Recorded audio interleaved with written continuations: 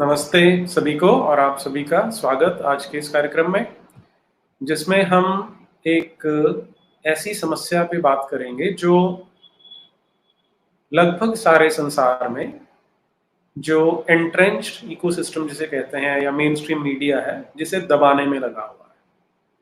और वो है छोटी बच्चियों का शोषण। उसके लिए गैंग्स बने हुए हैं, उस पे काम करते हैं। हमारे देश में भी एक बहुत बड़ा स्कैंडल रहा है 1990 के दशक का, जिसे अजमेर स्कैंडल कहा जाता है। और बहुत कम लोग हैं, संभवतः 0.001% लोग ऐसे होंगे जो अजमेर स्कैंडल के विषय में कुछ जानते भी होंगे। तो ये विश्व भर में जो एक महामारी की तरह फैला हुआ है और हमारी बच्चियों को, साधारण घरों की बच्चियों को एक बहुत असहनीय पीड़ा से, यातना से निकलना पड़ता है। आज हम इसके बारे में जानेंगे, तो शेयर, लाइक, सब्सक्राइब कर लें ताकि और लोग हमारे साथ जुड़ सकें।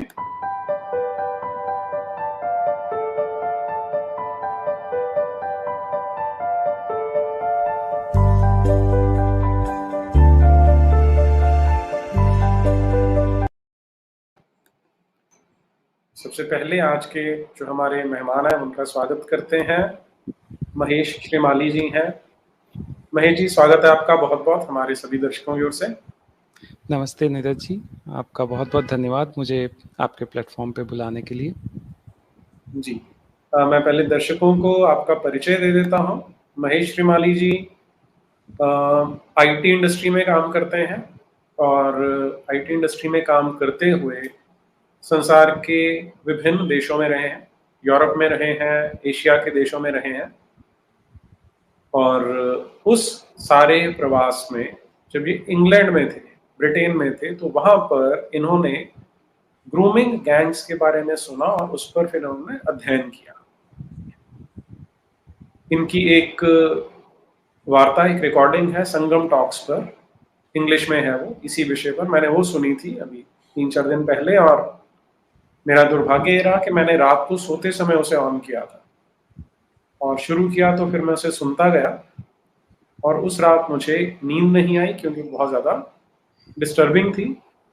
क्योंकि उसमें कुछ ऐसी बातें हैं जो सुनकर वैसे तो अभी ये कहा जाता है कि इतना कुछ देख सुन लिया है कि हम डिसेंसिटाइज हो जाते हैं, लेकिन संभवतः मैं अभी उस स्तर तक नहीं पहुंचा हूं, तो इसलिए मैं बहुत ज़्यादा उससे डिस्टर्ब हुआ था। और तब मैंने निवेदन किया था कि आप हमारे दर्शकों के साथ भी ये सब शेयर करें।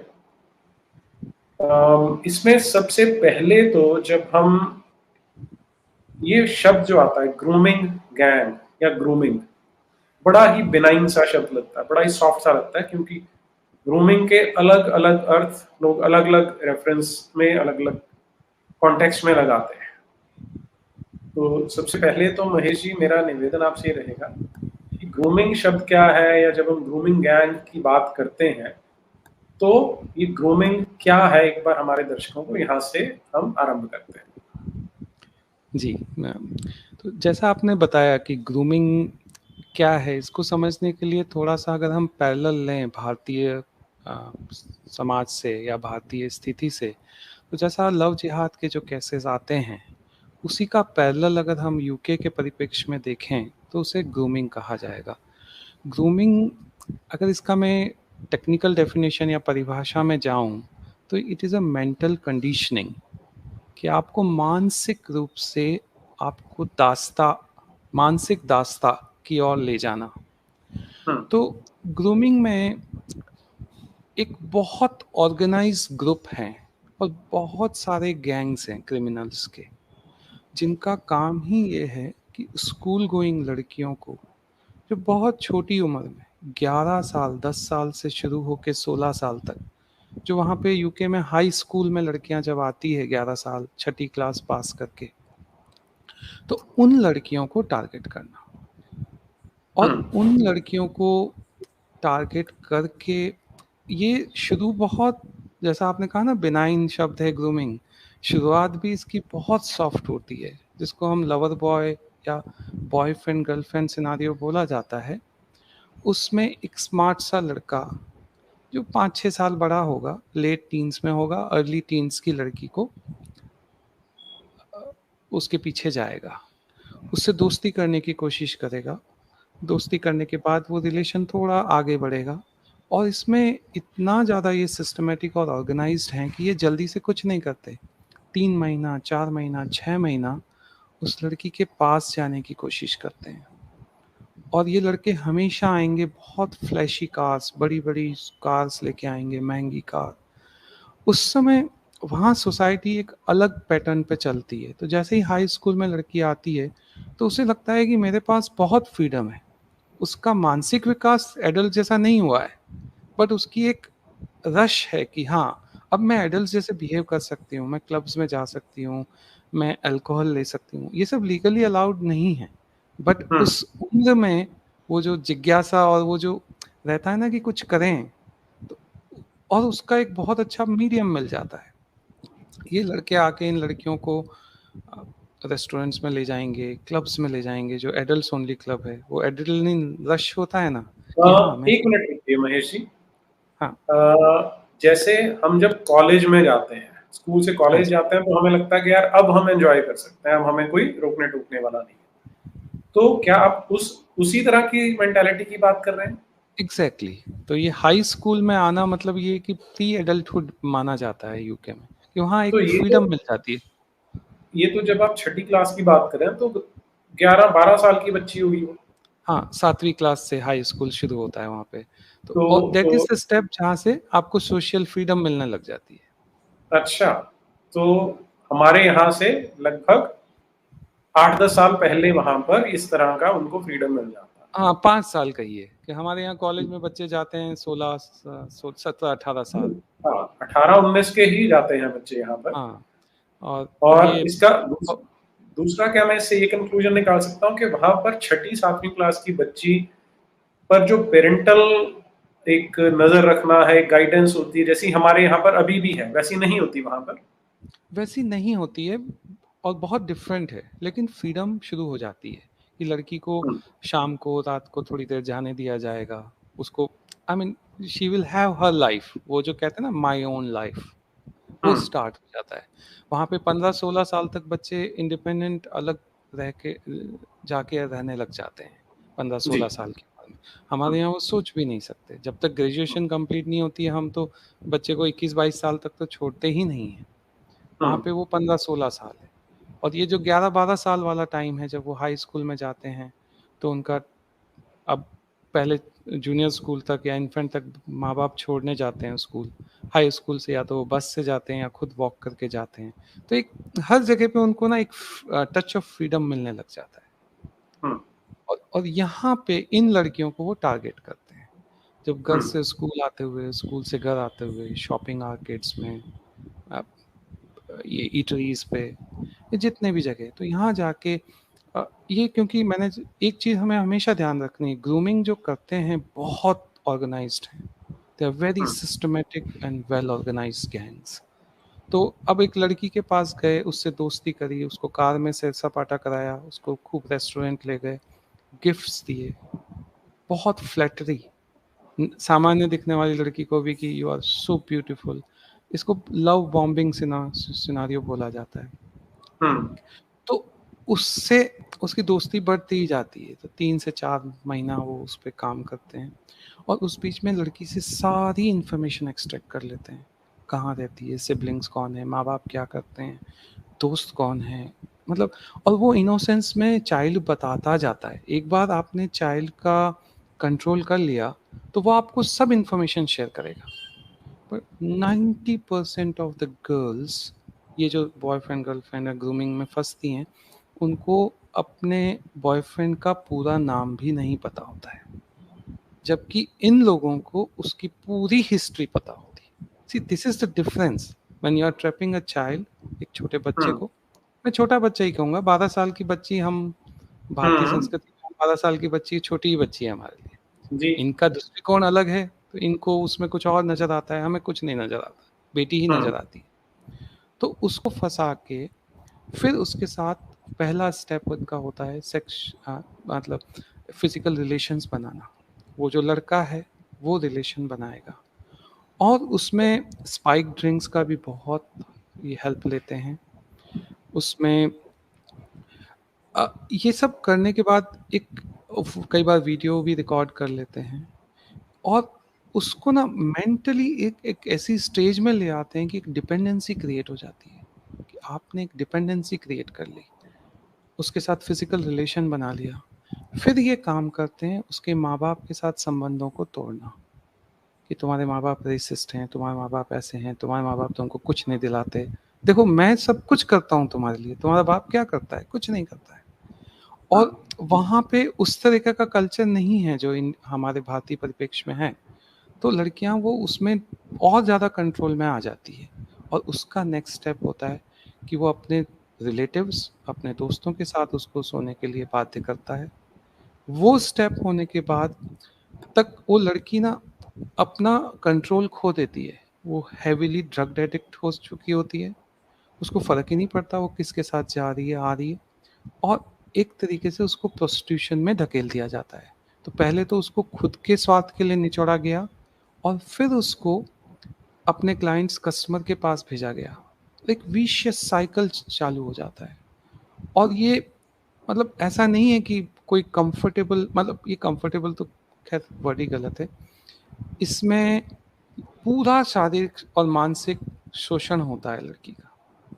और सबसे बड़ी इसमें दुखदाई स्थिति है कि लड़की ये वो ये मानने को तैयार नहीं होती कि मेरा कुछ हो रहा है, मेरे साथ कुछ गलत हो रहा है। वो उसको अपनी लाइफ का पार्ट मान लेती है और सालों साल तक इन क्रिमिनल्स के चंगुल में रहती है।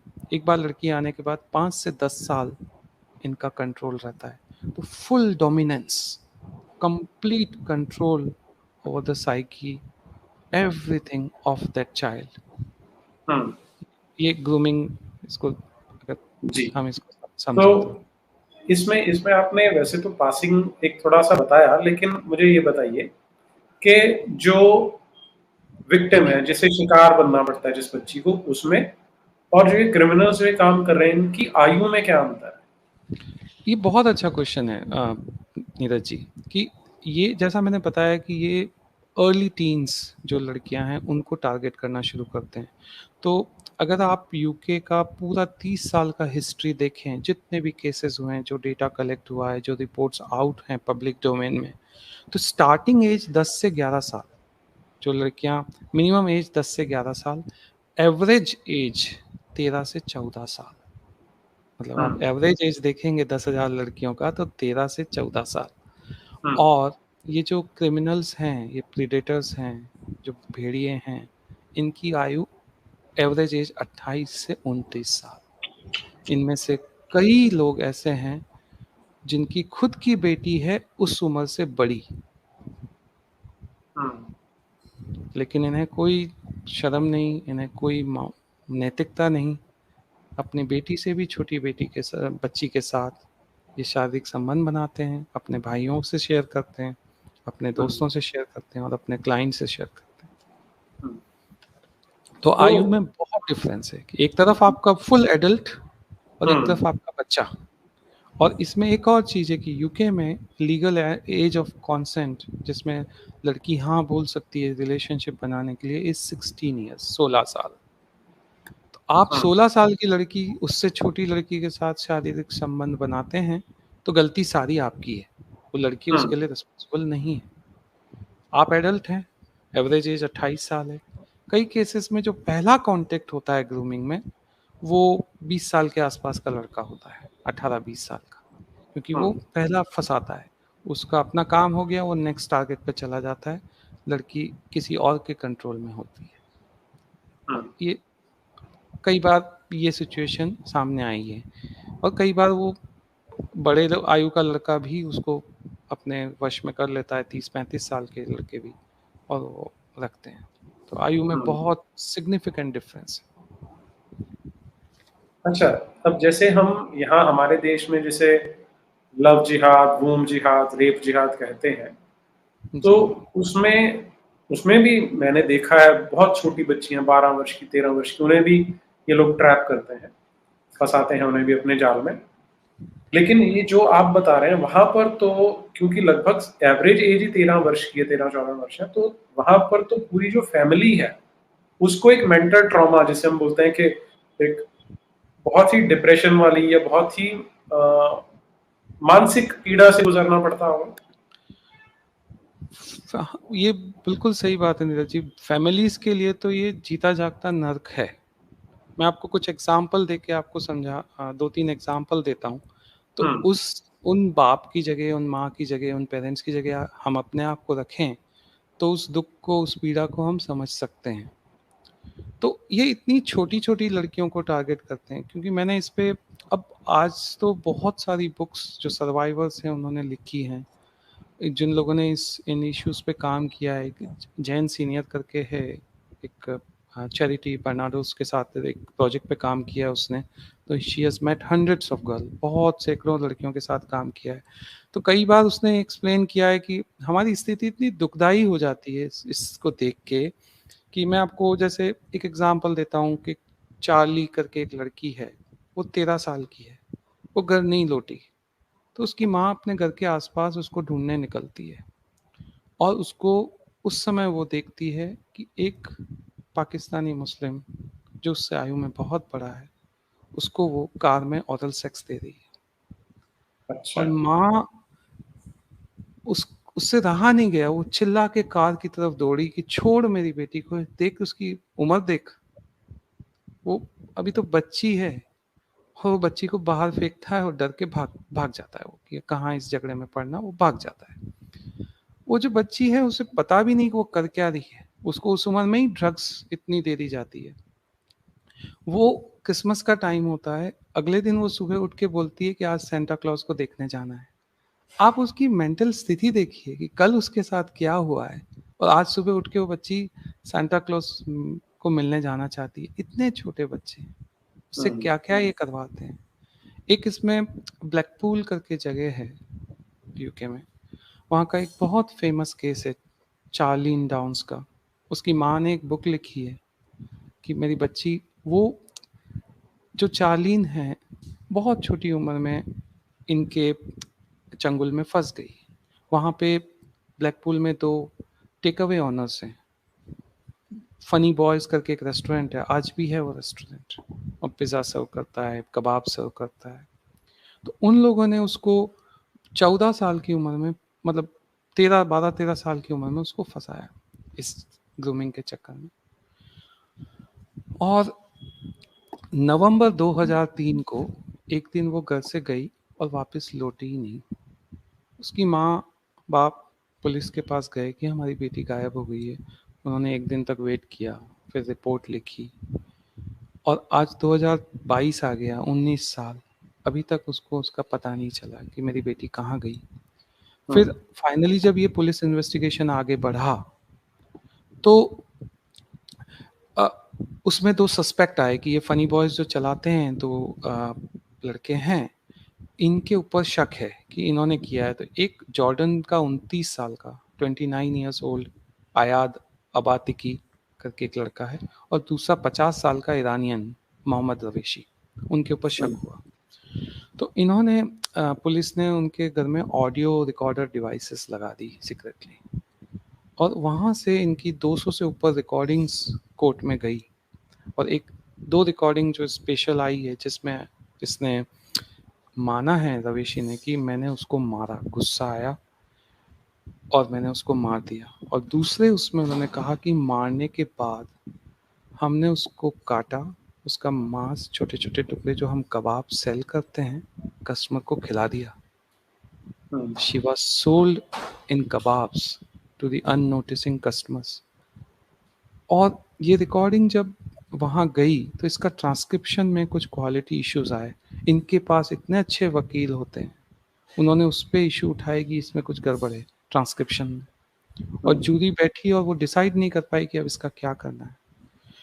तो उन्होंने उनको, दे लेट देम गो। वो दोनों एक दिन भी जेल में नहीं रहे, इतना हम्म। घिनौना अपराध करने के बाद भी वो नहीं। लेकिन आपका जो क्वेश्चन था कि माँ बाप पे क्या निकलती है, क्या क्या गुजरती है, हम्म। उसकी माँ ने एक पूरा एगनी झेला है 19 साल का। आज तक जेल रही है, कि मेरे हम्म, उसने जाके इनसे मिली भी थी कि मेरे को बता दो मेरी बेटी कहाँ है, उसकी लाश का ही पता बता दो। मानने को तैयार नहीं किया, हमने कुछ नहीं किया। और बाद में जब पुलिस फाइंडिंग और बहुत लंबा चौड़ा इसका रिपोर्ट आया तो पता चला कि 2 ग्रुप्स के बीच में वो 12 साल की एज से सेक्सुअली एक्सप्लॉइट हो रही थी। एक पाकिस्तानी ग्रूमिंग गैंग था और एक ये फनी बॉयज़ जॉर्डन और ईरानियन, और इनके हम्म, बीच में एक टसल था कि वो वहाँ क्यों जा रही है, और उसको कुछ नहीं पता, वो ग्रूम हो रही है, वो रात को घर भी जा रही है, लेकिन वो दोनों के बीच के झगड़े की वजह से एक दिन गुस्सा आके उसको मार दिया। अब उसका फैमिली पे ये इम्पैक्ट आया कि उसकी एक तो माँ की कंडीशन, आज तक वो उस ट्रॉमा में ही है। उसका जो सिबलिंग था, जो बच्चा, उसका जो छोटा भाई था, वो अपनी बहन से बहुत प्यार करता था। उस छोटी उम्र में वो समझ नहीं पाया, 8 साल 9 साल की उम्र में, कि ये क्या हुआ। वो रात को निकल जाता था कई बार, वहाँ ब्लैकपूल में बीच है, वो पायर है, वहाँ जाके वो मिला है रात को। एक बच्चा तो आपने खोया ही, दूसरे बच्चे के साथ भी ऐसा हुआ। वो बड़ा हुआ, क्योंकि ये तो केस तो 19 साल चला। वो जब बड़ा हुआ एडल्टहुड में, तो एक दुकान, एक बार एक शॉपिंग मॉल में मिल गए ये दोनों। तो उस समय तक ये भी एडल्ट 18-19 साल का हो गया था, और इसको पता था कि इन्होंने ही मेरी बहन को मारा है। तो हम्म, कुछ कहा सुनी हुई तो उसने उनको मुक्का मार दिया, दोनों को पंच लगा, गिरे वो, क्योंकि वो बहुत रोश में था वो भाई। हम्म, पुलिस आई, उसको पकड़ के ले गई। उसका ट्रैक रिकॉर्ड खराब हुआ, मतलब फैमिली ने इतना सफर किया है। उसकी बहनों का एक बार इसके साथ ऐसे ही कहीं झगड़ा हुआ इन दोनों के साथ कि थप्पड़ वप्पड़ मार दिया था। पूरी फैमिली एक ट्रॉमा में रहती है। और अंत में क्या हुआ, क्रिमिनल जस्टिस सिस्टम, कि इनको कुछ कंपनसेशन मिलता है। एक वहाँ पे एक व्यवस्था है।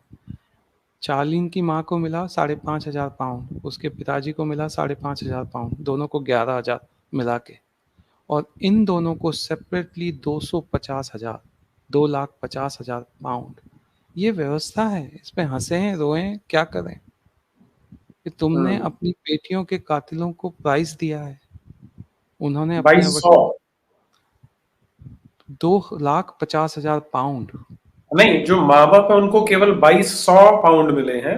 11,000 पाउंड, 5,500 माँ को, 5,500 बाप को, ग्यारह 11,000 हजार और उन्हें 5 लाख, उनको 5 लाख पाउंड।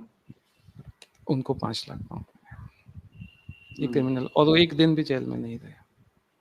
ये उसकी पूरी एगनी, आप उसके बुक को अगर आप पढ़ें, उसका जो अकाउंट उसने दिया है, दिन दिन करके गले हैं, दिन दिन करके मरे हैं। वो न जी पाए न मर पाए, हम्म, क्योंकि उसकी एक आस थी कि मेरी बेटी कभी तो आ जाएगी। जिस दरवाजे पे वो कई घंटों खिड़की पे बैठी रही, जिस विंडो से उसने जहाज लास्ट जाते हुए देखा था, वहीं उसने सालों साल तक उसके रूम को भी चेंज नहीं किया। उसका वो सॉफ्टवेयर्स होते हैं जो होते हैं, सब वैसा पड़ा था, कि इसमें मेरी चार्लिन दिखती है मुझे। एक माँ का जो हृदय होता है, वो माँ ही समझ सकती है। हम्म, उसका अपने हस्बैंड से रिलेशन स्पॉइल हुआ। उसकी जो नानी थी चार्लिन की, वो भी बहुत संताप में उसकी डेथ हुई। 15-15 साल तक ये सर्च चलता रहा। आज भी $1 लाख, 1 लाख पाउंड का इनाम है उसके, कोई वेयर अबाउट्स बता दे चार्लिन का, तो नहीं पता चला। कैसी अगनी है कि आपको लाश तक नहीं मिली। हम्म, अभी ये एक केस, दूसरा केस अभी अभी आप 5 दिन पुराना, ब्रिटेन का अगर न्यूज़ देखें तो टेलफोर्ड करके एक टाउन है हम्म, ब्रिटेन में, वहाँ पे इंक्वायरी बैठी थी आज से 3 साल पहले। ये हर टाउन में ऐसा ही, रॉदरम में 2014 में 2 इंक्वायरीज बैठी थी। अ, ये दूसरे कई टाउन्स में ये इंक्वायरीज बैठी है। तो अभी ये टेलफोर्ड में इंक्वायरी का रिजल्ट आया 4 दिन पहले। उसमें इन्होंने माना कि कम से कम 1,000 लड़कियों का यौन शोषण हुआ है 20 सालों में। छोटे छोटे से टाउन है, उनकी पॉपुलेशन ही क्या है, 1 लाख 1.5 लाख, उसमें 1,000 लड़कियों का शोषण। ये कोई, और ये 1,000 वो हैं जिनको ये ढूंढ पाए, उनको ये हम्म, रिकॉर्ड कर पाए। कितनी लड़कियां तो सामने ही नहीं आई। 20 साल पुराने में वो खुद अपनी लाइफ में कहीं आगे बढ़ गई है। तो उसमें एक बहुत फेमस केस है लूसी लॉ करके। मैं यहाँ पे शेयर कर सकता हूँ क्या स्क्रीन, नीरज जी? जी जी, हाँ जी, कर सकते हैं। इसमें एक मैं आपको दिखाना चाहता हूँ, उससे थोड़ा सा पर्सपेक्टिव आएगा। हम्म, तो मैं कोशिश करता हूँ। share slide, okay, share screen, ठीक है, share। तो आपको मेरा स्क्रीन दिख रहा है क्या? जी, मैं ऐड ये करता हूँ। जी। हाँ, ये जो लड़की जो मैं दिखा रहा हूँ, इसका नाम लूसी लोव था और टेलफोर्ड में। तो 14 साल की लड़की, इसको एक पाकिस्तानी मुस्लिम, उसने इसको ग्रूमिंग में, इस छोटी सी लड़की को, ये उसका 14 साल की उम्र का फोटो है जब ये उसके शिकंजे में आई थी। 14 से पहले ही आ गई थी, 14 साल की उम्र में तो ये प्रेग्नेंट होके इसने फर्स्ट बेबी को, इसका पहली प्रेगनेंसी, मतलब पहला बच्चा हो गया 14 साल की उम्र में। हम्म। और 16 साल की उम्र में ये फिर से प्रेग्नेंट थी। तो जब ये प्रेग्नेंट थी तब इसने रजिस्ट करना शुरू किया अपने अब्यूसर को कि भाई तू मुझे बोला कि शादी करूंगा, मेरे एक बच्चा ऑलरेडी हो चुका है, दूसरा मेरे पेट में है, कब शादी करेगा, कब तेरी फैमिली से मिलवाएगा। वो हम्म। झगड़ा इस हद तक बढ़ा कि उसने एक दिन रात को इनके घर में पेट्रोल डाल के आग लगा दी। हम्म। तो ये जो लूसी है, ये और इसकी बहन और इसकी माँ, तीनों जिंदा जल के मर गए, तीनों वहीं उसी आग में मर गए। ये टेलफोर्ड की घटना है। और इसकी जो बेटी थी उस समय 16 महीने की थी, ये उसका फोटो है आज, ये ऐसी दिखती है, तस्नीम लो। तो वो जो जिसने आग लगाई थी, जो पाकिस्तानी मुस्लिम, मोहम्मद करके उसका कुछ नाम था, उसने इसको हम। कंबल में लपेट के घर के बाहर फेंक दिया था। तो जब पुलिस अगले दिन गई, जब आग लगने के बाद वहाँ पुलिस पहुंची, फायर ब्रिगेड पहुंची, तो ये रोते हुए 16 महीने की बच्ची वहाँ मिली। तो इस बच्ची की माँ, मासी और नानी तीनों जल के मर गए। और जो नाना जी थे इसके, वो किसी तरीके से बच गए, भागने में सफल हुए, उनकी जान बच गई। और उन्होंने इसको पूरा पाल पोस के बड़ा किया है। उस व्यक्ति का आप देखिए उसकी साइकोलॉजी क्या रही होगी। तो इसने अभी हम्म। रिसेंटली एक इंटरव्यू दिया, इसने बोला कि मैं जब बड़ी हुई, मेरे नाना जी ने मुझे बहुत प्यार से रखा, मेरा बहुत ध्यान रखा, बट मेरे मन में एक हमेशा क्यूरियोसिटी रही कि ये व्यक्ति कभी हंसता क्यों नहीं है, ये कभी नहीं हम्म। हंसता है, किसी चीज में ये खुशी नहीं होता है, क्या इसके साथ इशू है। इसे नहीं पता था कि नाना जी ने क्या देखा है, क्या उसने भोगा है। फिर ये बड़ी हुई, जब ये, अब आज ये 19 साल की है, तो बड़ी हुई और उस क्यूरियोसिटी के बाद इसने परमिशन लेके, इसको पता चला कि इसका जो बाप है वो जेल में है, और ये वजह है कि नाना जी क्यों कभी खुश नहीं हो पाते। क्या खुश होगा जिसकी पत्नी, दो बेटियां जल के मर गई, एक छोटी बच्ची को उसको रखना है। तो ये अपने बाप से मिलने गई जेल में। तो इसने बताया कि इस व्यक्ति को 1% का रिमोर्स नहीं है कि मैंने कुछ गलत किया, उसको किसी बात का कोई प्रायश्चित नहीं है, जीरो। ये इस हम्म। तरीके के वहशी हैं, इस तरीके से इन्होंने परिवार पूरे बर्बाद कर दिए। ये ऐसे देखने तो लगता है ये माँ होगी वो बेटी होगी, बट ये आज का फोटो है, ये उस समय का है जब वो 14 साल की थी।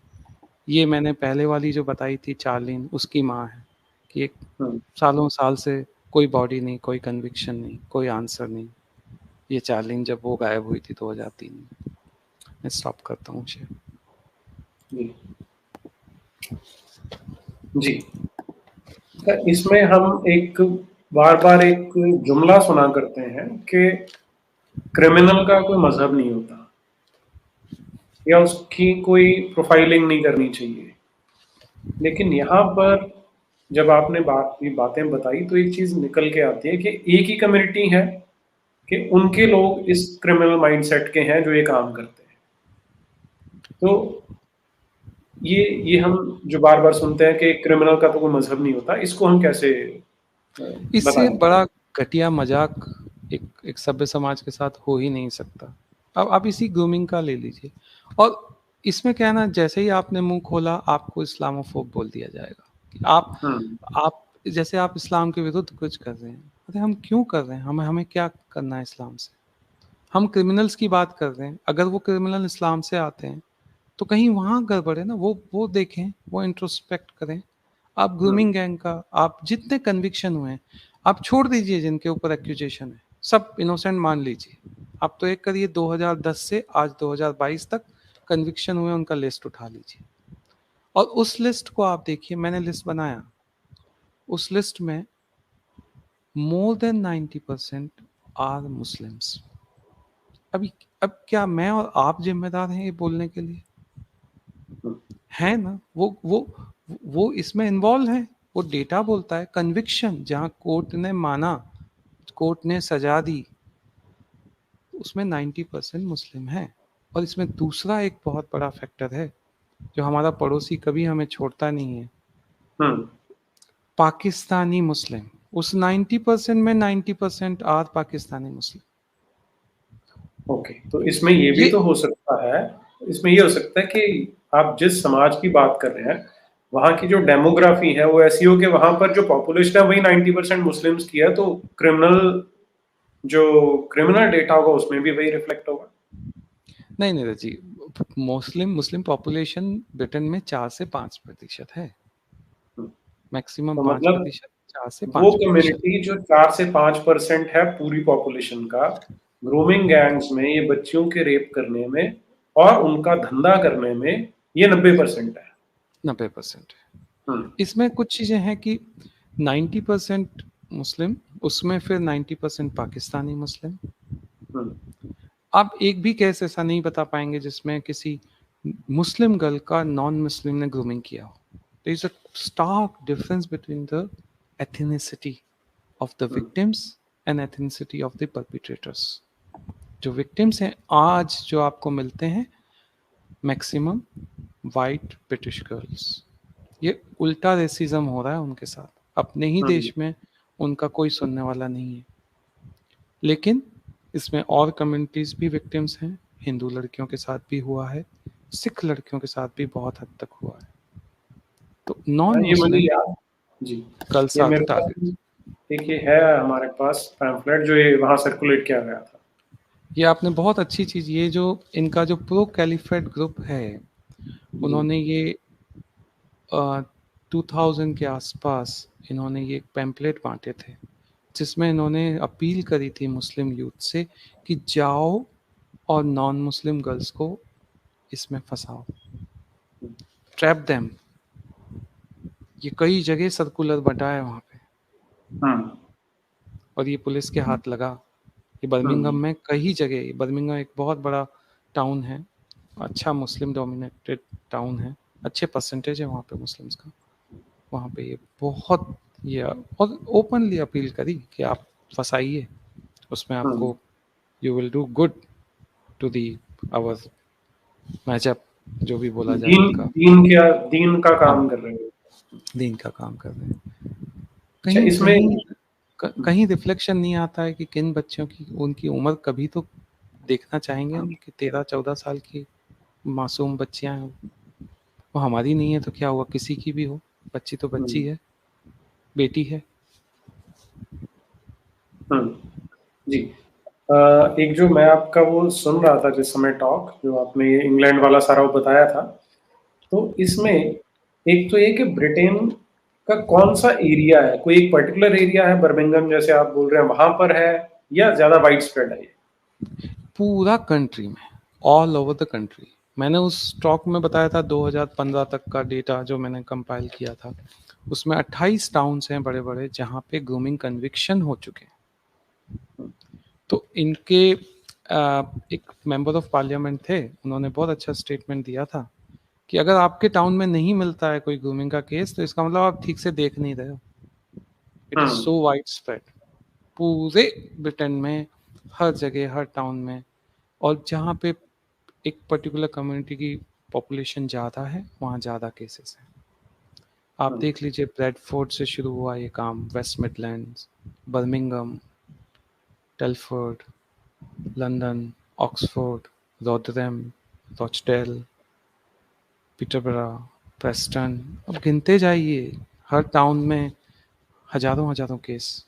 आप जब पहली बार ये केस पता चला, क्योंकि ये केस चल तो बहुत टाइम से रहे हैं, आप इसका ग्रूमिंग का अगर हिस्ट्री में जाएंगे, कब शुरू हुआ ये 1985 के आसपास, और सबसे पहले सिख लड़कियों को इन्होंने उसमें ट्रैप किया।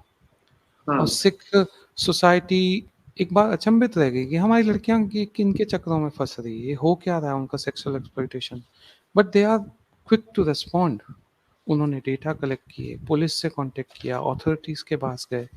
जब उनको ये समझ में आया कि अथॉरिटीज़ तो इनके खिलाफ कोई एक्शन लेने में डरती है, 2001 में ब्रैडफोर्ड में इन्होंने रेशियल दंगा किया था, स्ट्रीट वायलेंस, उसका डर ऐसा बैठा है पुलिस में कि आज भी डरती है उनके खिलाफ कोई एक्शन लेने में इनके एरियाज में। तो फिर सिख सोसाइटी, उन्होंने अपना एक अलग ग्रुप बनाया, सिख अवेयरनेस सोसाइटी। मोहन सिंह जी, सरदार मोहन सिंह जी आज भी काम करते हैं, एक्सेप्शनली गुड ह्यूमन बीइंग। जाते हैं, मिलते हैं, माँ बाप को भी समझाते हैं, बच्चियों को भी समझाते हैं, जो जाने से भी रोकते हैं और जो चली गई उनको लेके भी आते हैं। तो सिख वहाँ से शुरू हुआ। उस समय पता चला कि इनका टारगेट है सिख गर्ल्स और हिंदू गर्ल्स, और फिर आगे जाके ये वाइट ब्रिटिश गर्ल्स के ऊपर पूरा फोकस हो गया। तो इनके मेंबर ऑफ पार्लियामेंट एक हैं रोदरम से, उन्होंने जब ये इशू पार्लियामेंट में डिस्कस हुआ तो उन्होंने बोला कि मुझे तो आश्चर्य नहीं होगा अगर मैं इसके स्कोप नंबर को 1 मिलियन 10 लाख लड़कियों का ये हुआ है पिछले 30 सालों में सेक्सुअल एक्सप्लॉयटेशन।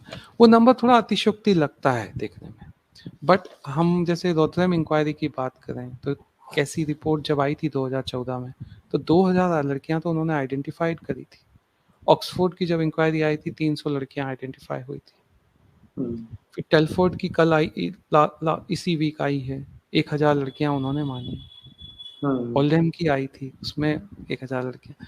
तो ये कुछ इंक्वायरियां तो आपके सामने सामने, जो डेटा गवर्नमेंट के एजेंसीज के डेटा हैं 10,000 तो आप इसको थोड़ा सा भी इसको थोड़ा सिंपल अर्थमेटिक करें तो मिनिमम 1 लाख लड़कियां। क्या होता है 1 लाख लड़कियां? रोदरम टाउन कितना है, उसकी पॉपुलेशन है 2,50,000, और उसमें लड़कियां कितनी ग्रूम हुई? 2000 जो आइडेंटिफाइड हुई हैं 20-30 सालों के बीच में। पूरा जनरेशंस आपने सेक्रीफाइस कर दिया, किनको बचाने के लिए? आपने क्रिमिनल्स को। इतना बड़ा स्कोप पे ये, मतलब this is a conspiracy of silence. आपने अपने ऑनर, अपनी बेटियां मतलब आपका ऑनर, उसके साथ आपने समझौता किया क्योंकि आप डरते थे कम्युनिटी के खिलाफ एक्शन लेने में। हम इस पे बात करते हैं आपकी क्या वजह रही और ये सब, लेकिन हाँ इसका स्कोप जो देखा जाए तो इस लेवल तक है कि मिनिमम 1 लाख लड़कियां 30 सालों में इसको, और ये मतलब कुछ रिपोर्ट्स पार्लियामेंट में डिस्कस हुई हैं ये नंबर्स। इनके पुलिस का जो इनका एक ऑर्गेनाइजेशन है उसके चीफ ने बोला कि एट ए टाइम ब्रिटेन में 10,000 लड़कियां रहती हैं इसके ग्रूमिंग गैंग्स के चक्कर में, at any given point of time. एक लड़की आती है 5 से 10 साल तक रहती है इनके शिकंजे में, वो निकलती है, नई लड़कियां फंसा, ये पूरा एक प्रोसेस चलता है। और उन लड़कियों के साथ इतना सब कुछ होता है, एक एक रात में उनको, इसका बिजनेस एंगल भी है नीरज जी, क्योंकि जब आप हाँ इनका जब अपना फिजिकल रिलेशनशिप बना लिया, अपने भाइयों के साथ शेयर कर लिया, फैमिली के साथ कर लिया, वो फर्स्ट लेवल सब हो गया, उसके बाद तो भाई पैसा कमाना है। ये अनएम्प्लॉयबल यूथ है पूरा, नोटोरियस, इनको कहीं ढंग का जॉब नहीं मिलेगा। इनको आप दूसरे थेफ्ट करेंगे या कुछ छोटे मोटे अपराध करेंगे तो उसके लिए कॉन्सिक्वेंसेस हैं। आप बच्चे को फंसा लेते हैं साइकोलॉजिकली, उसको मानसिक दास्ता में ले आते हैं और उसके साथ ये सब काम करते हैं, आपको इम्प्यूनिटी मिला हुआ है, कोई नहीं फंसते। आप भाग गए, कई लोग पाकिस्तान भाग गए, कई लोग अब ढूंढना ही मुश्किल है, उनकी एज 30 से 60 साल हो चुकी है कईयों की, अब उनको जेल में डाल के भी कितना जस्टिस आप दिला पाएंगे? तो इसका जो रफ डेटा अप्रोक्सीमेट बोलता है कि एक कस्टमर के पास भेजते हैं तो 100 से 200 पाउंड ये कमाते हैं। एक बच्ची का, 13-14 साल की बच्ची का। और एक रात में ये इतनी निशंसतापूर्वक उसको जैसे कन्वेयर बेल्ट पे लगा के घुमाते हैं ना, एक कस्टमर के साथ खत्म हुआ, दूसरे कस्टमर के पास भेजा, दूसरे के पास, एक-एक रात में वो बच्चियाँ अपने ड्रग्ड कंडीशन में 8-8, 9-9 के पास जाती हैं।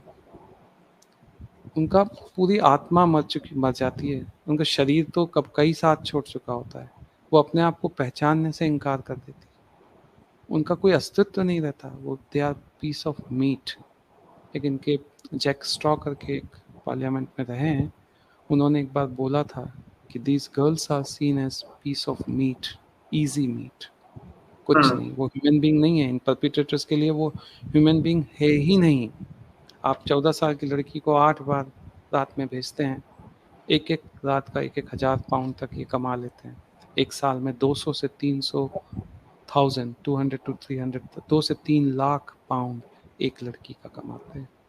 रफ एस्टिमेट, कंजर्वेटिव एस्टिमेट है 500 million pound per year this business. और इन्हीं की कम्युनिटी की एक रिपोर्टर है, इसका आपको यूट्यूब पे भी मिलेगा वो इंटरव्यू, काफ़ी फेमस इंटरव्यू है, कि उसने बहुत कोशिश करके जैसे तैसे वो इन ग्रूमर्स के पास पहुंची, उनसे पूछा कि क्यों छोटी बच्चियों, मैं भी मुसलमान हूँ, तुम भी मुसलमान हो, क्यों छोटी बच्चियाँ?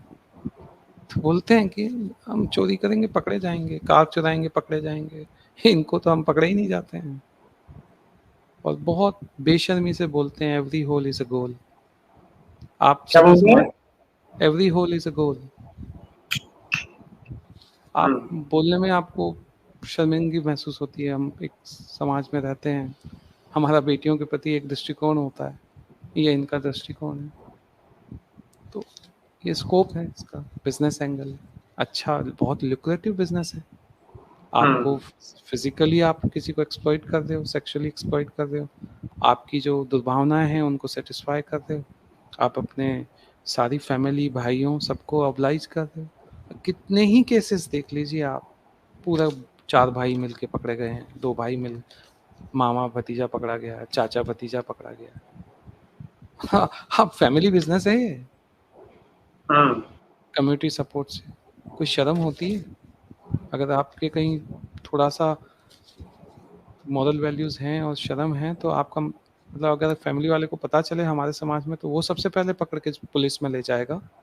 एक केस हुआ है इसमें, ग्रूमिंग गैंग में ये पकड़े गए थे, हेडफोर्डशायर एक और काउंटी है, एक सिख लड़का था उसमें, वो भी इनके साथ, क्योंकि अब इतनी गंदगी में कभी कभी तो ब्रिटिशर्स, सिख्स, हिंदूज, कोई एक आध नाम इधर उधर से आ ही जाता है। ये क्वेश्चन तो पूछा किसी ने कि someone on Twitter said Hindus and Sikhs are also doing it. Any examples? What are Britishers saying about it? Is there any awareness about it? सी, आपको 90% से ऊपर कौन कर रहा है वो मैं आंसर दे चुका हूँ। अब उनके साथ आने से कोई एक आध एक्सेप्शनल केसेस हैं तो वो हैं, वो डेटा में आप देखोगे तो एक आध सिख नाम, एक आध हिंदू नाम, एक आध थोड़े से ब्रिटिश क्रिश्चियन, इनके नाम भी आते हैं, बट वो बहुत कम परसेंट हैं। 90% crime is committed by 1% community. वो 1% मैन है, वो कर रहे हैं 95% क्राइम। तो मैं आपको वही बता रहा था कि जब सिख उस लड़के का नाम आया तो उस समय बहुत उसके लिए ये अफवाह ये उड़ी थी, रूमर्स की, उसने क्या है ना कि इस्लाम अपना लिया है और वो अब सिख नहीं रहा है, और ये उसकी कम्युनिटी सामने आई, सिख कम्युनिटी के, नहीं इसने नहीं अपनाया है, ये सिख अभी भी हमारे साथ है, सिख कम्युनिटी के साथ, और इसको पकड़ के ऐसी सजा दो कि एक एग्जाम्पल सेट हो। कोई उसके बचाव में नहीं आया। उन्होंने उसको कहा कि इसको सजा ऐसी मिलनी चाहिए कि आगे किसी की हिम्मत ना हो किसी की बेटी के साथ ऐसा देखने। ये एक समाज का रिस्पॉन्स होता है। आप दूसरी तरफ देखिए, बचाने के लिए कुछ भी करते हैं, बड़े से बड़े वकील लगाएंगे, सब मिल के लड़कियों को धमकाएंगे। कम्युनिटी सपोर्ट का एक मतलब कैसे कैसे एग्जाम्पल्स हैं, उसका कोई हिसाब ही नहीं है। आपको जैसे मैंने एक केस देखा था कि जिसमें, थोड़ा पुराना केस है, एक इनका मुस्लिम पाकिस्तानी पकड़ा गया, उसकी रिलेटिव गवर्नमेंट एजेंसी में काम करती थी, उसने 60 बार उस कॉन्फिडेंशियल डेटाबेस को एक्सेस किया और विक्टिम्स, उनके एड्रेसेस, उनके फ़ोन नंबर, सब डेटा निकाल के इनको दिया। वो गवर्नमेंट एम्प्लॉय थी। और अच्छा। क्यों दिया? क्योंकि ये धमकाते हैं, डराते हैं, मारपीट करते हैं, फैमिली को मारने की धमकी देते हैं। तो नंबर, एड्रेसेस सब निकलवाए, वो पास किया, वो पकड़ा गई, उसको खुद को भी जेल हुई। पर community support for such activities, community should introspect कि आप हम्म। होस्ट कंट्री में जाते हैं, किसी कंट्री में, आप भारतीय कम्युनिटी का देखिए, हमारे इंडियंस भी जाते हैं, 2% 2.5% हमारा पॉपुलेशन, आपका इकोनॉमिकल कंट्रीब्यूशन 10% से ऊपर है, हर पॉजिटिव साइड में एक कंट्रीब्यूशन है। आप वही पाकिस्तानियों का देखिए, इसमें कोई मैं दुर्भावना से नहीं बोल रहा हूँ, जो डेटा है वो है। 4% होने के बाद जेल का परसेंटेज प्रिजन में 16% पाकिस्तानी है, पाकिस्तानी में से मुस्लिम कम्युनिटी 4% है, 16% वो जेल में है।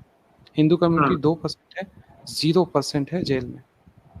ऐसे इतने छोटे केसेस हैं कि वो परसेंट भी नहीं गिना जाता उसका, ये डिफरेंस है। तो हम्म। जी। अच्छा, इसमें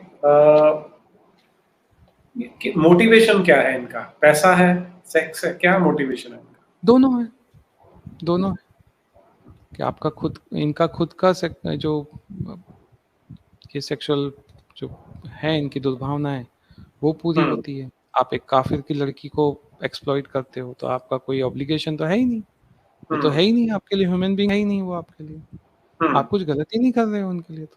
हम्म। और फिर आप इसको, इस बिजनेस में, बहुत ही लुक्रेटिव बिजनेस है, आप मिलियंस ऑफ पाउंड कमा रहे हो, एक एक लड़की से आप इतना कमा रहे हो, 200 दो लाख पाउंड साल का, कोई हिसाब ही नहीं है इसका, और हम्म। आप पकड़े भी नहीं जा रहे हो। हम्म। हम जब इस तरह का केस सुनते हैं तो एक आम परसेप्शन क्या है कि वेस्ट में, वेस्ट का मतलब हो गया यूरोप, अमेरिका और कनाडा, यहाँ लॉ एनफोर्समेंट एजेंसीज अच्छे से काम करती हैं, वहाँ ह्यूमन राइट्स की एक बड़ी अच्छी वैल्यू मानी जाती है। तो भारत में होता है, हम जानते हैं कि यहाँ पर किस तरह की जुडिशरी है, किस तरह की पुलिस, हम सब देख रहे हैं। लेकिन वहां पर एक्सपेक्टेड नहीं, मतलब कम से कम परसेप्शन ऐसे कि वहां नहीं होता होगा। तो इतना घटिया खेल 30-40 साल से, इतने डिकेड्स से कैसे चल गया? ये, इसको मैं बोलूँगा नीरज जी, एक सिस्टमैटिक फेलियर है जिसमें बहुत सारी एजेंसीज इन्वॉल्व हैं। हम कुछ एग्जांपल से इसको समझने की कोशिश करते हैं। सबसे पहले हम टीचर्स की बात करते हैं, ठीक है। टीचर्स, स्कूल टीचर्स, बच्चे जब स्कूल जाते हैं तो वो अभिभावक के रूप में हैं टीचर्स, कि भाई अब आप हमारे संरक्षण में हो, अब विद्यार्जन करने आए हो, आपकी सुरक्षा, आपका संरक्षण हमारा है। लेकिन इन टीचर्स ने कभी ये इस पे ध्यान नहीं दिया कि बच्ची गायब हो रही है क्लास से, 10-10 दिन अटेंड नहीं कर रही है, जब आती है तो बहुत कंप्रोमाइज स्टेट में है, उसकी लैंग्वेज चेंज हो चुकी है, उसका हुलिया, उसका हाव भाव, उसका नशे की हर प्रवृत्ति उसमें नजर आ रही है। तो इस केस में आपको क्या करना चाहिए? अगर आपके घर से बच्चा गायब है तो आप सबसे पहले क्या करेंगे एज ए पेरेंट? पता करेंगे, पुलिस में जाएंगे, अथॉरिटीज को, मतलब आप उसके लिए एक्शन लेंगे। ये लोको पेरेंटिस बोला जाता है, एक टर्म है इनके लिए, इन प्लेस ऑफ पेरेंट्स। इन्होंने कभी बॉदर नहीं किया कि हम इन लड़कियों को रिपोर्ट करें पुलिस को, माँ बाप को बताएं, अथॉरिटीज को बताएं, हेल्प लें। दे वर अनफिट फॉर लोको पेरेंटिस। आंख मूंद के उनके स्कूल के गेट पे बाहर क्या हो रहा है उससे कंप्लीट इन्होंने, मतलब इनडिफरेंट एटीट्यूड था इनका। ये टीचर्स एसोसिएशन है इनका, एक नेशनल यूनियन ऑफ टीचर्स, वो फंड करती है यूनाइटेड अगेंस्ट फेसिज्म, एक अनदर ऑर्गेनाइजेशन है लेफ्ट ओरिएंटेड। एक वहाँ पे मूवी आया था, एक इन्होंने एक अवेयरनेस पिक्चर गवर्नमेंट फंड से, माय डेंजरस लवर बॉय करके 20-25 मिनट का मूवी है, जिसमें एक बच्ची का बताया कि एक पाकिस्तानी लड़का आता है और वो उसको इस ग्रूमिंग में फंसाता है और उसको सेक्स ट्रेड में डालता है। एजुकेशनल मूवी है। इस टीचर्स ऑर्गेनाइजेशन ने एक्टिवली उसका अपोज किया कि ये नहीं दिखाना है, इससे हर्ट होगा कोई कम्युनिटी। इनको पड़ी नहीं थी कि बच्चियों के साथ, हमारी बेटियों के साथ क्या हो रहा है। हमेशा इस तरीके का हाइपोक्रेसी। तो ये टीचर्स सबसे बड़े पहले दोषी। दूसरा दोष पुलिस का जाता है। उन्होंने एक ब्लाइंड आई, उनको मतलब देखना ही नहीं है हमको इस तरफ, इसको इग्नोर करना है, क्योंकि 2001 में इन्होंने राइट्स किए थे। इस कम्युनिटी को अगर हमने ऑफेंड किया तो वो स्ट्रीट राइट्स करेंगे। कहाँ गया आपका पुरुषार्थ? आप तो रक्षा के लिए लगाए गए ना। गवर्नमेंट आपको क्यों क्यों नौकरी देती है? आपका काम है। सब, मैं फिर कह रहा हूँ नीरज जी, कई एक्सेप्शंस भी हैं, लोगों ने बहुत अच्छे काम भी किए हैं। रोजम के केसेस में मैंने देखा कुछ पुलिस वालों ने मतलब गो बियॉन्ड देयर कम्फर्ट, मतलब their limits to save girls. But मैं एक जनरलाइज जो व्यू पॉइंट आता है वो बता रहा हूँ। एक्सेप्शनल केसेस हैं। तो एक मदर, जैसे मैं आपको बताऊं, उसने अपनी बेटी का ग्रूमिंग होते हुए माँ बाप के ऊपर बहुत बुरा निकलता है। वो जब देखते हैं मेरी बेटी जा रही है, उसका सेक्स एक्सप्लॉयटेशन हो रहा है, तो एक माँ ने अपनी बच्ची के फ़ोन से 177 पाकिस्तानी मैन, उनके नंबर निकाले, उनके नाम और नंबर कंपाइल करके पुलिस को दिए। पुलिस क्या बोलती है कि this is an infringement of their rights. या आपने बेटी का फ़ोन क्यों देखा उसको बिना बताए, और आपने उसके फ़ोन से ये नंबर क्यों नोट किए? You are at fault. आपकी बेटी के साथ जो हो रहा है वो बाद में देखेंगे। This is how police attitude. ये जेसिका करके एक लड़की है, उसका एक केस है, बहुत तकलीफ देता है वो सुनते हैं तो। 14 साल की उम्र में वो पूरे तरीके से इनके गिरफ्त में आ चुकी थी, ग्रूमर्स, पाकिस्तानी ग्रूमर्स। वो उसको इतना परेशान किया उसको कि उसके पिताजी ने अंततः हार मान के उनको उसको केयर होम में डाल दिया कि कम से कम मेरे घर से दूर रहेगी, हो सकता है एक अनआइडेंटिफाइड लोकेशन पे, तो वो बची रहेगी। तो वहाँ भी उसका पीछा करके उसके पास पहुँच गए। वो 25 साल का था, ये बेटी 16 साल की थी। वहाँ केयर होम से भी उसको उठा के ले गया। वो बच्चा पूरा मतलब वो साइकोलॉजिकली कंडीशन है, वो चला जाता है। वो जब उसके पिताजी को पता चला तो उसने कहा मैं ढूंढता हूँ मेरी बेटी को, ये अथॉरिटीज़ तो ढूंढती रहेंगी, पुलिस ढूंढती रहेगी, मैं जाके ढूंढता हूँ, मुझे पता है ये सब कहाँ रहते हैं। तो वो गया उनके टेरेस हाउस, उसको पता था कि ये कहाँ लेके गए होंगे। तो उसने वहाँ जब दरवाजे पे उसने नॉक किया तो वो खोले नहीं, दरवाज़ा नहीं खोले उन्होंने। तो वो गुस्से में उसने थोड़ी गालियाँ दी कि अरे खोलो, मेरी बेटी के साथ क्या कर रहे हो। तो उनके जो नेबर्स थे, सारा कम्युनिटी के नेबर्स, पुलिस को फ़ोन किया कि एक गोरा आ गया है, वो रेशियल अब्यूज़ कर रहा है। पुलिस आई, पुलिस ने फोर्सफुली वो दरवाज़ा खोला। जब दरवाज़ा खोला तो लड़की अर्धनग्न स्थिति में मिली, पूरी नशे के हालत में, कपड़े नहीं पहन रखे हैं, एक बेड पे पड़ी हुई है। एक लड़का अपनी पैंट पहन रहा है और उस रूम में 12 और लड़के थे, 13 लड़के एक 14 साल की लड़की के साथ एक रूम में ये कर रहे हैं। और लड़की को भी एकदम सकपका गई कि बाप भी आ गया, पुलिस भी आ गई, वो नशे में भी थी।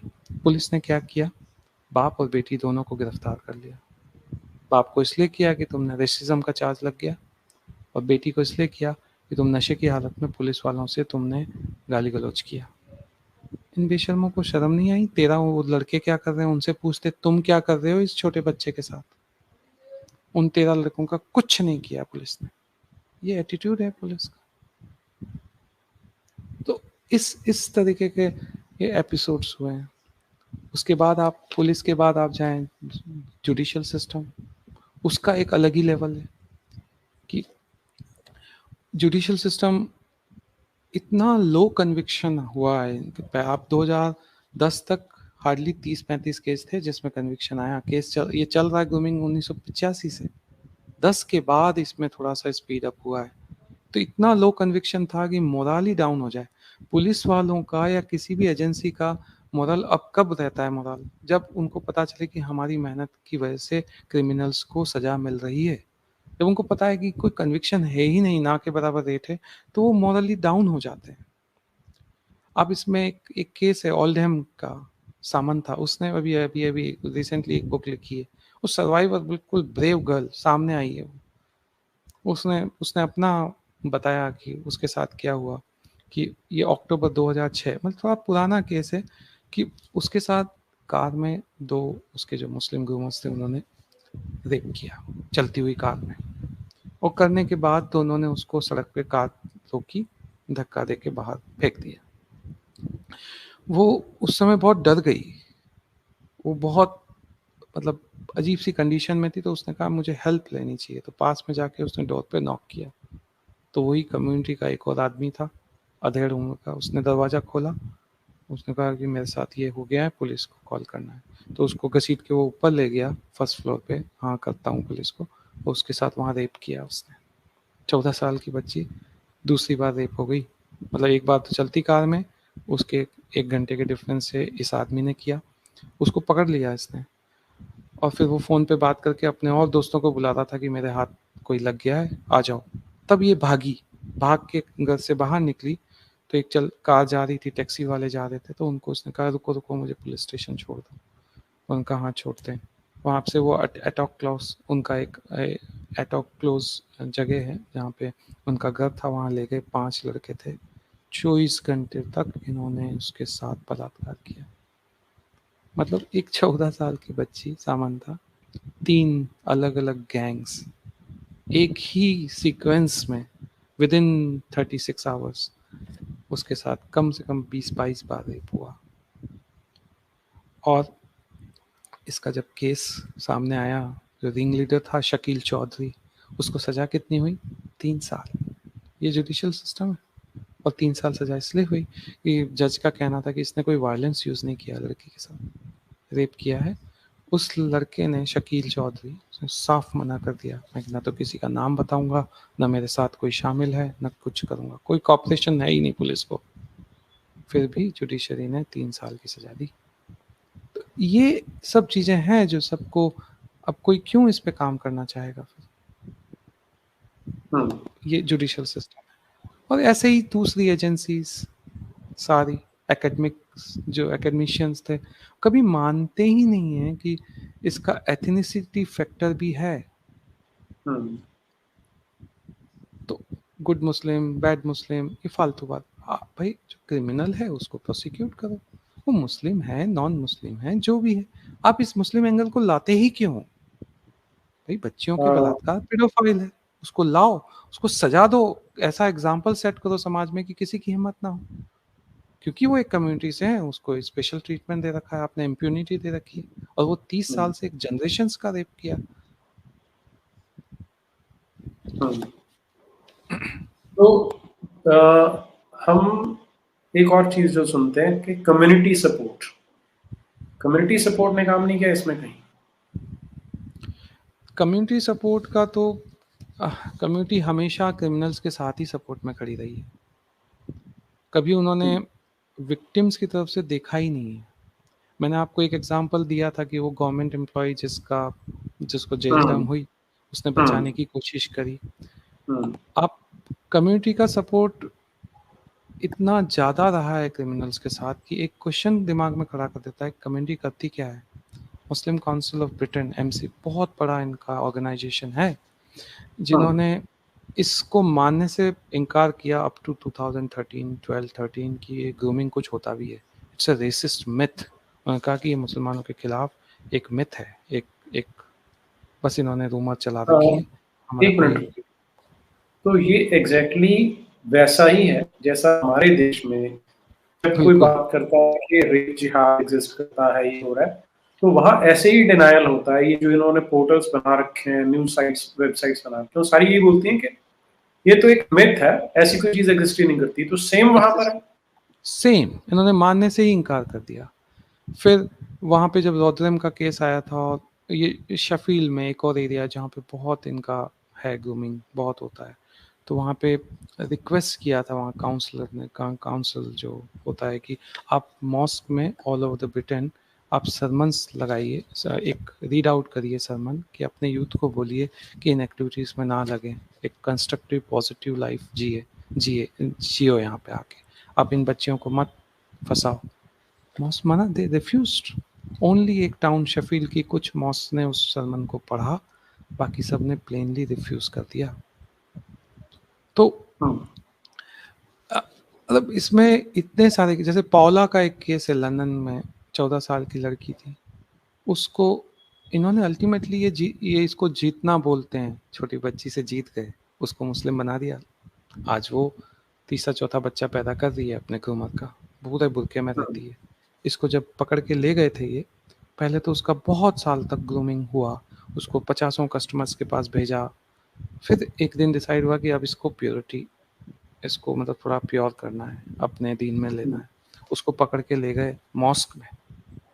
एक मॉस्क में इनका जो क्या होता है, जो अम, क्या बोलते मौलवी। हैं, मौलवी, मौलवी के हम्म, सामने 11-12 लोगों ने मिलके उसको, उसके कपड़े उतारे, उसे नहलाया और उसके दीन में लाए प्योरिटी।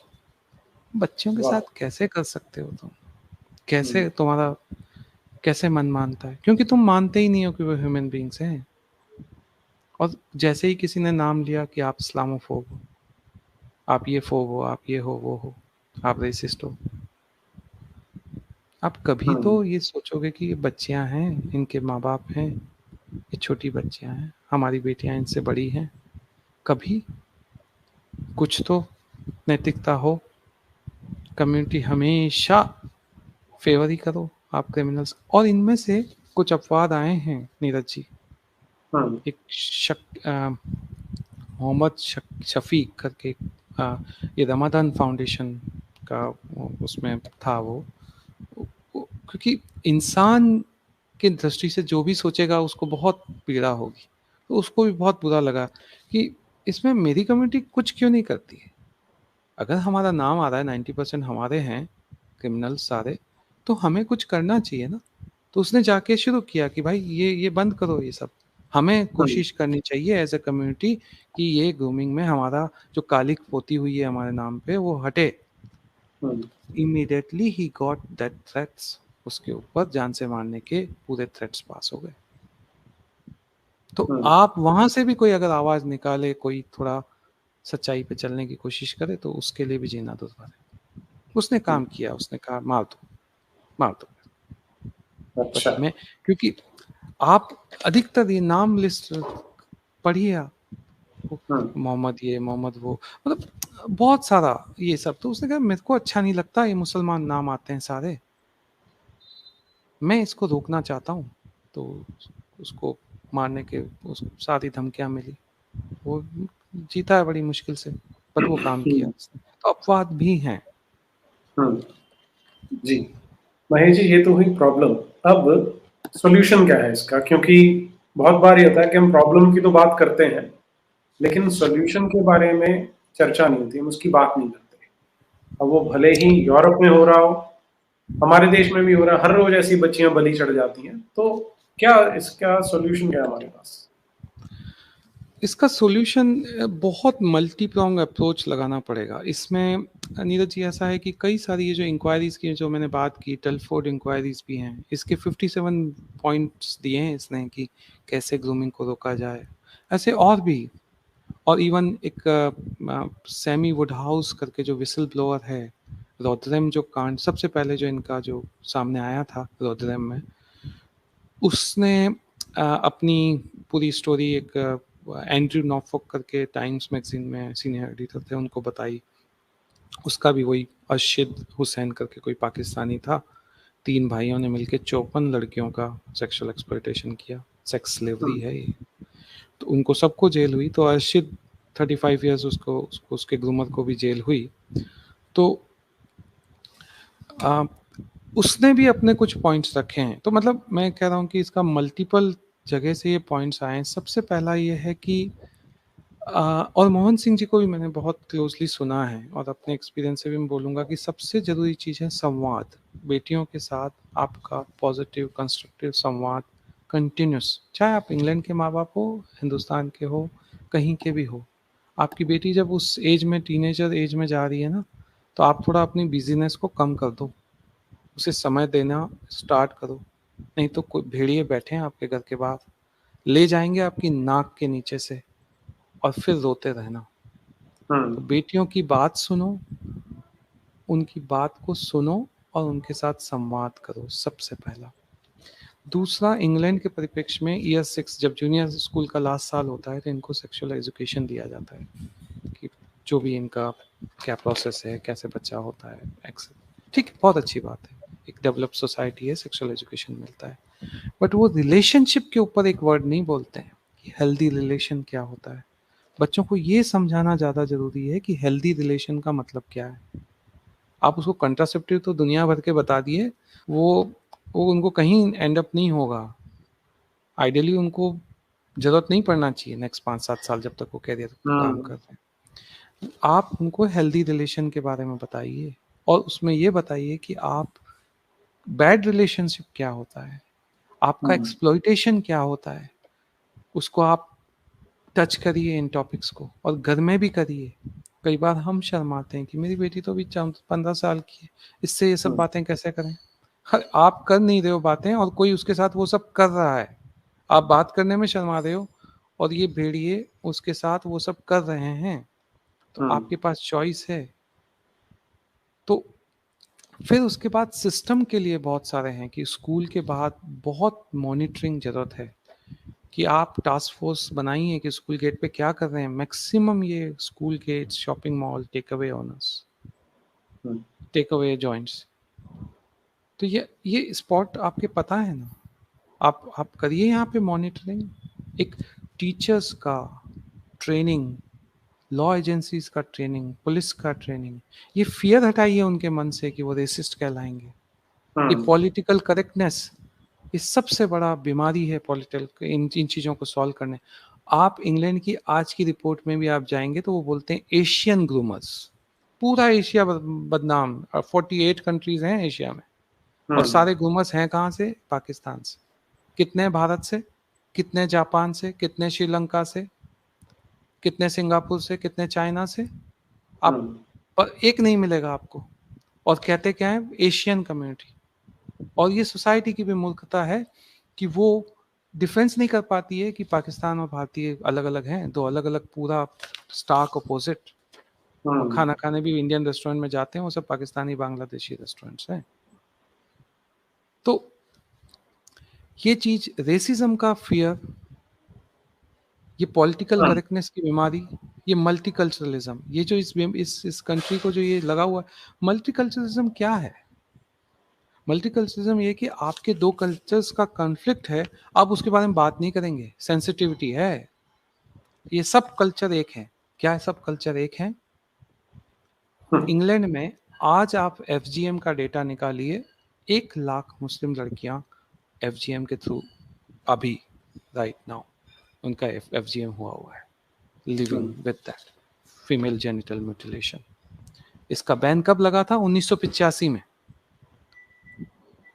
बैन है ये इंग्लैंड में। इनका अभी आप उसके इनकी साइट है, बहुत अच्छा गवर्नमेंट मेंटेन करते हैं। 60,000 लड़कियां इंग्लैंड में, फिर वेल्स और स्कॉटलैंड सब मिला मिलू के 1 लाख के करीब लड़कियां हैं। कहाँ है रेस्पेक्ट? किसका मल्टीकल्चरल? मल्टीकल्चरलिज्म में ये हमेशा इस बात को मान के चलते हैं कि मुस्लिम विल एक्सेप्ट मल्टीकल्चरलिज्म। ये इस चीज को भूल जाते हैं कि इस्लाम इज अगेंस्ट मल्टीकल्चरलिज्म। वो एक कल्चर बनाना चाहता है, सब दीन को मिलो। वो कल्चर का रिस्पेक्ट ही नहीं है उधर। आप किस उस सपनों की दुनिया में रह रहे हैं?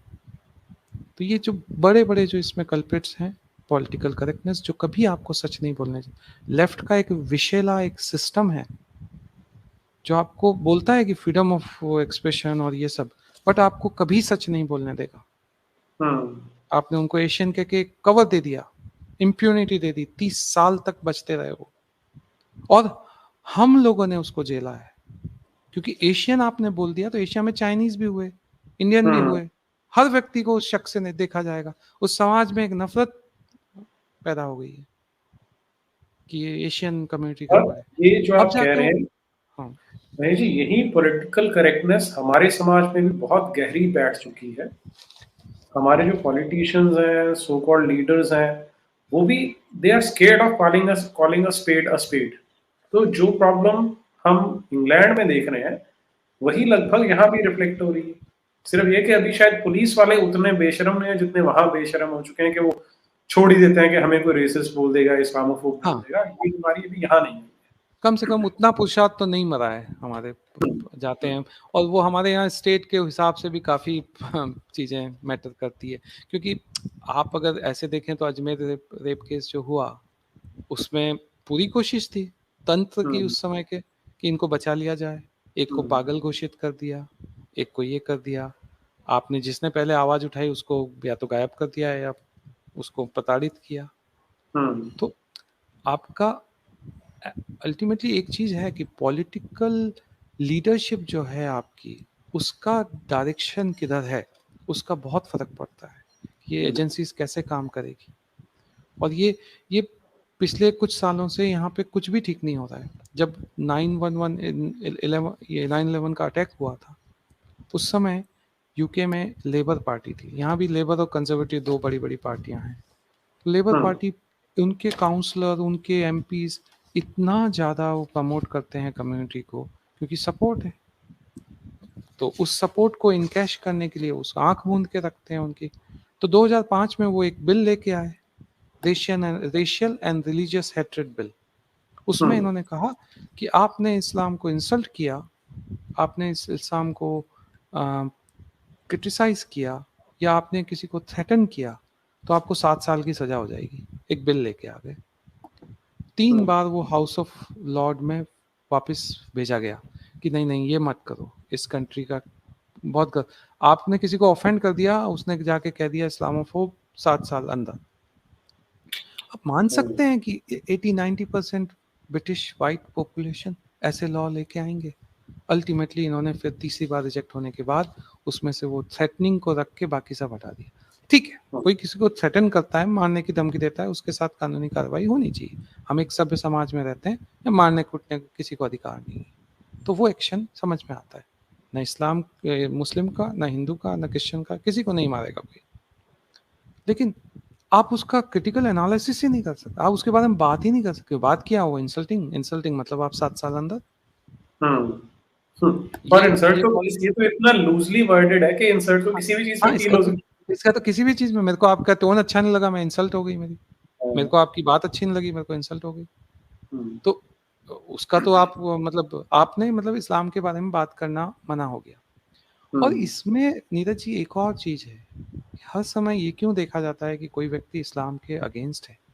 क्या रिफॉर्मेशन नहीं चाहिए समय के साथ सोसाइटी को? नहीं, वो हो नहीं सकता ना महेश जी।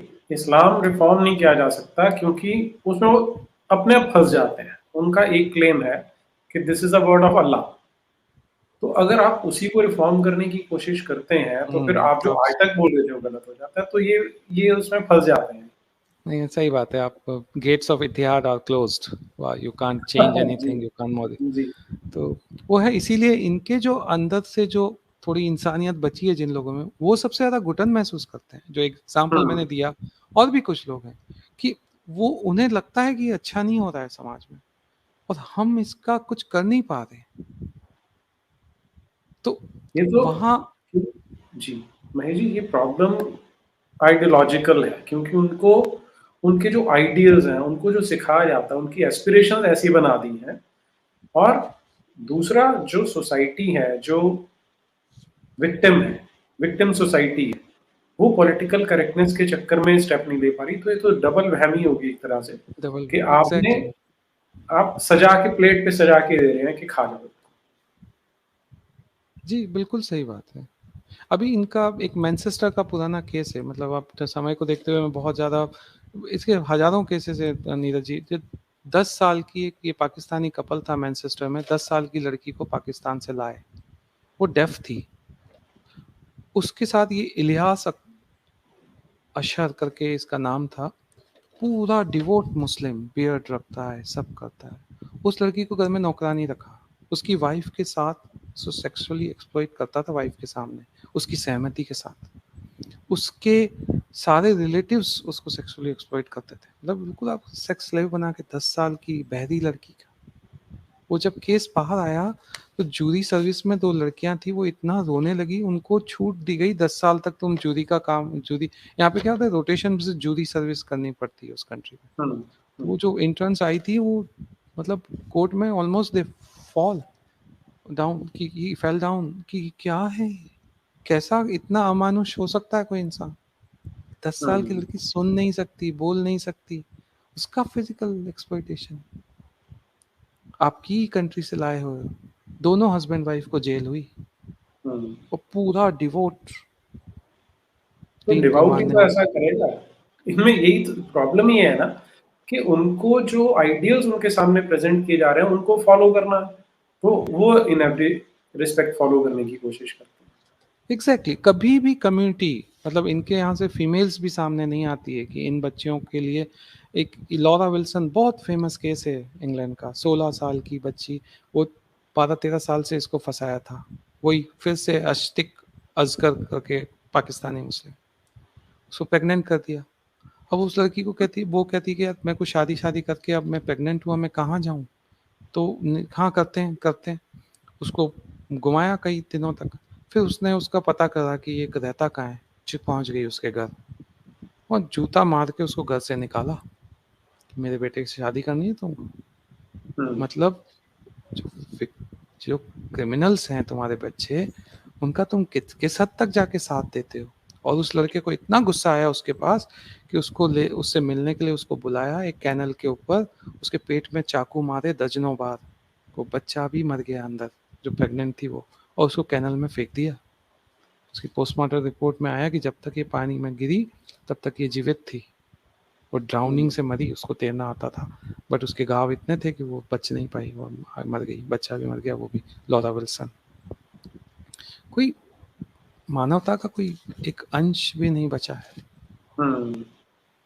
और फिर उसमें पुलिस जुडिशरी अगर इतना लैकलस्टर एटीट्यूड, इतना ढीला रवैया अपनाए, तो फिर इसी वजह से thousands and thousands of girls sacrifice हुई है इस पॉलिटिकल करेक्टनेस, मल्टीकल्चरलिज्म, इसकी भेंट चढ़ी है ये लड़की।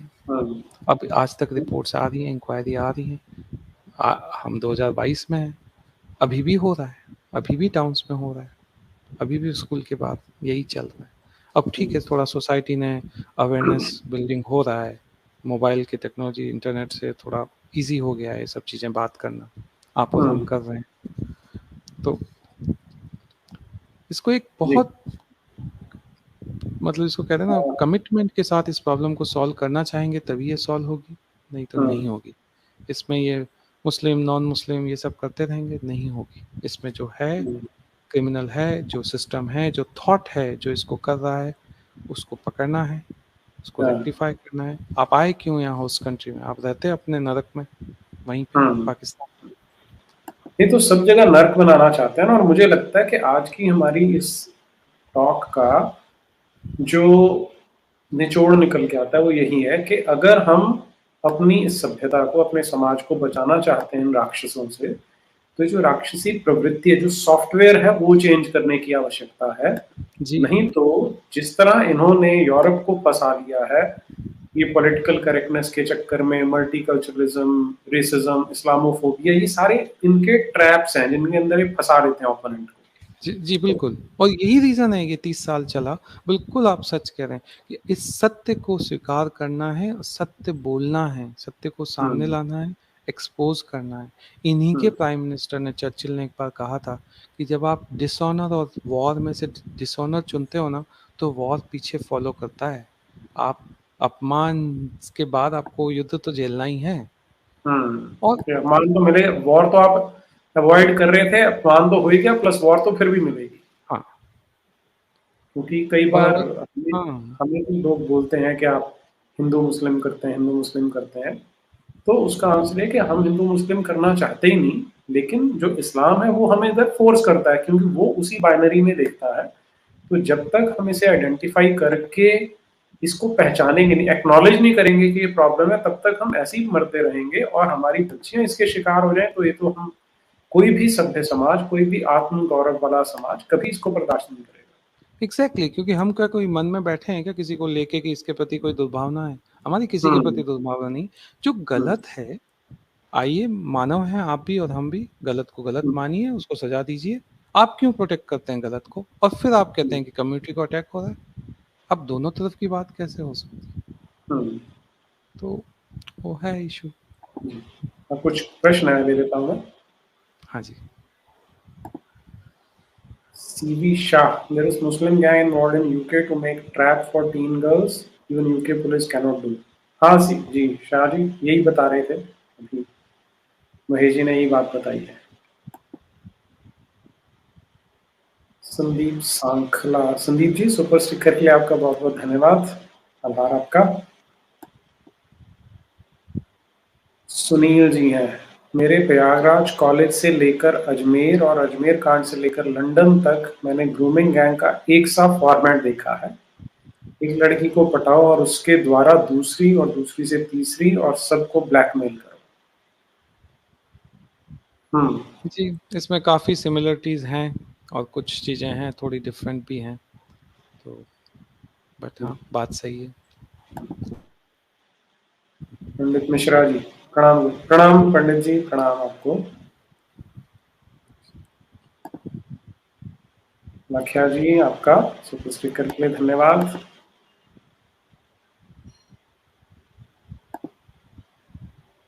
Neeraj ji, do you know about the deep state shadow government lobby working in India? जी कूल डैडी, डीप स्टेट सभी की होती हैं, सब जगह पे काम करती हैं, वो इसमें कोई आश्चर्य हमें नहीं होना चाहिए क्योंकि सरकारें ऐसी ही चलती हैं। डीप स्टेट सदा ही रहेगी, सिर्फ यह कि किसका सिस्टम कब कितना पावरफुल है उस पर डिपेंड करता है, कौन कहाँ पर डोमिनेट कर जाता है, बस ये कहानी होती है। डीप स्टेट सब जगह में होती है। अब नहीं है, people doing this माले गनीमत thing must be uneducated, but if the educated don't raise their voice about such crimes, then they will have to face Islamophobia. नहीं, ये अनएजुकेटेड लोग नहीं कर रहे हैं। ये एजुकेटेड लोग ये एक बहुत बड़ी गलतफहमी है। अच्छा, इनकी हाँ ये भी तो प्रोफाइलिंग होगी ना कि कितने इनमें कितने पढ़े लिखे हैं, क्या है, क्योंकि आप कह रहे थे ठीक कि है। They are mostly unemployable youth. हाँ, अनएम्प्लॉयबल बट अनएजुकेटेड नहीं कह सकते उनको। हाँ, ठीक है, उन्होंने कॉलेज मास्टर्स नहीं किया, अच्छी डिग्रीज नहीं करी, वो पूरा आप इस पे सपोर्ट सिस्टम पे रहती हैं कई फैमिलीज, उनका जो इंग्लैंड का खून चूस रहे हैं वहाँ पे कोई कंट्रीब्यूट करने के बजाय पूरा उनके बेनिफिट्स पे रह रहे हैं, और वहाँ बच्चा पैदा होता है, उसका कुछ मिलता है इनको, इंसेंटिव है 4 करोड़ 10 करोड़, पॉपुलेशन हर 10 साल में दुगनी हो रही है एक कम्युनिटी। और क्योंकि मुझे लगता है ये जो इनको मिलता है वो भी पर हेड के हिसाब से मिलता है। जी, पर हेड के हिसाब से। डॉक्टर मनरूप भाटी है, मनरूप जी सुपर स्टिकर के लिए धन्यवाद आपका। अच्छा, कई लोग बोल रहे हैं कि ये ऐसा टॉपिक है, इस पर वीडियो ना बनाया जाए, ऐसे समाज को क्या उत्तर देंगे आप? मैं एक चीज आपको पहले भी कहा नीरज जी की, हम किसी के प्रति दुर्भावना रखते ही नहीं, समाज उनका में कहना बच्चों है कि के। This is for mature audiences, ये टॉपिक जो, तो ठीक है, आप तो दिस इज इमेच्योरिटी ना, हम इसी एग्जैक्टली की तो हम बात कर रहे हैं, इसी की तो हम बात कर रहे हैं कि हमें वो बच्चों के साथ क्या कुछ कर रहे हैं, उनको नर्क से भी बुरा जीवन झेलना पड़ रहा है। हम जब तक ये बातें बताएंगे नहीं तब तक तो हम फंसे ही रहेंगे। इसीलिए तो यूरोप शायद मरा होगा, क्योंकि वो इसी पॉलिटिकल करेक्टनेस के चक्कर में मारे गए। और अब जाके वो बोलना शुरू हुआ है उस सोसाइटी में, बट उसमें 30 साल में जो लड़कियां बेटियां बलि चढ़ी हैं उनका, उनके माँ बाप का, उनकी फैमिलीज का, जी। और आपने एक अच्छा मैसेज दे दिया इनको कि कुछ भी कर लो आप पकड़ में नहीं आओगे। इससे बुरा क्या हो सकता है किसी समाज के लिए कि उनकी बच्चियों के साथ इतना बुरा हो रहा हो और वो समाज ये साहस ना कर सके कि हमने इन राक्षसों को, इन अपराधियों को दंडित करना है। जी महेश जी, सभी दर्शकों की ओर से और मेरी ओर से आपका बहुत बहुत धन्यवाद ये हमारे साथ शेयर करने के लिए। लेकिन मुझे लगता है कि आज दर्शकों के लिए मैसेज यही होना चाहिए कि जल्दी से जाग जाएं, नहीं तो जो राक्षस वहां इतना बड़ा विकराल रूप धारण कर चुका है वो यहाँ भी करेगा। जी जी, तो इतिश्री की ओर चलते हैं महेश जी। भारत माता की जय, वंदे मातरम। वंदे मातरम।